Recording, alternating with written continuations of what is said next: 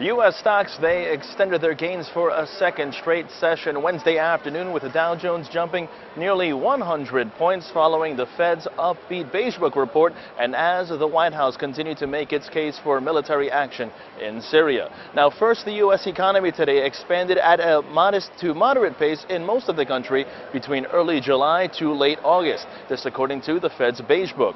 This data now suggests that the economy is nearly reaching the point where the central bank could begin to pull back on its asset purchase program. Meanwhile, Syria continuing to remain in focus today as President Barack Obama urged lawmakers to approve his plan for a military strike in Syria during a news conference in Stockholm, Sweden, adding that the international community's credibility is on the line. Back to economic reports in the U.S. The U.S. trade deficit increasing today 13.3% to $39.1 billion in July, and weekly mortgage applications today climbing for the first time in nearly 4 weeks.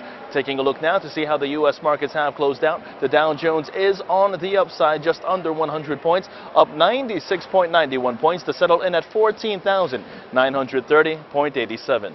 In a breakdown of today's major market movers, we have to first begin with shares of NASDAQ, which briefly suffered another problem with its main data feed that was at the center of the outage that brought trading to a halt for about 3 hours 2 weeks ago. An SEC spokesman said the agency is in contact with the NASDAQ and that it is monitoring developments related to the data feed problem.